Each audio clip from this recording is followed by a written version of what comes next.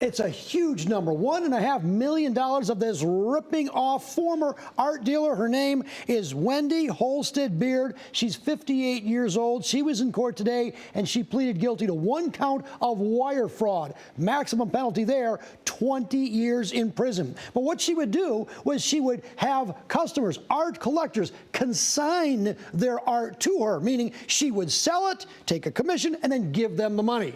Well, apparently, from March of 2019 to October 2022, oh yeah, Wendy would sell the art, but never gave the customers the money, claiming at one point, well, she had a lung transplant, and at one point she said she was in a coma. Some of the victims were actually in the courtroom today for the plea. Take a look. You're emotional, aren't you? Well, I was emotional because the print was... A very emotional Madison Ford talking about the Herb Ritz print that he consigned with Wendy Beard's art gallery for $40,000, but he got nothing. And I never got it back, I guess. I'm sorry. I shouldn't be upset about this, but... Beard pled guilty Thursday in federal court in Ann Arbor to ripping off art collectors of works that are worth between $500,000 and $1.5 million. The picture was sold for $400,000+. Who got that money? I believe Wendy got it. How does it make you feel? Awful.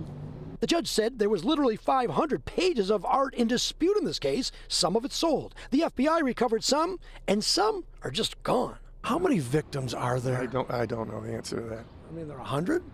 I have no idea, honestly. I mean, I probably have some idea, but I don't have it in the top of my head. The judge I know said it's more than 10. Either way, Beard's going to have to pay restitution. However, how much is it?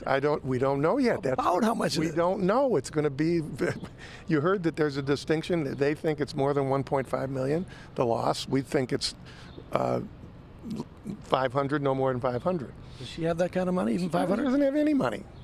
As far as we can see, I mean, you know, she had to scrape to pay her legal fees.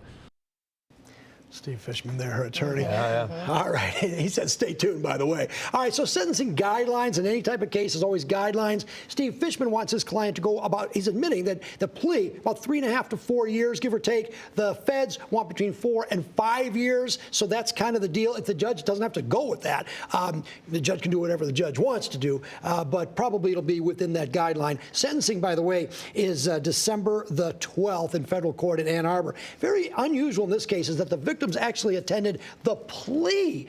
Usually victims attend the sentencing, which they can still do that, but attend the plea. But you heard, this is not a drug deal or gone bad. This is an artwork. Yeah. And as Mr. Ford says, you know, the piece was very particular to his wife, who was very ill, and so you can feel the emotion there. So let's see what the judge does. But she knew her clients. I mean, it was a small town sort of an operation. How long was this exactly going on? And more victims? About 2.5 years. We don't know how many victims, but there are many, many victims here.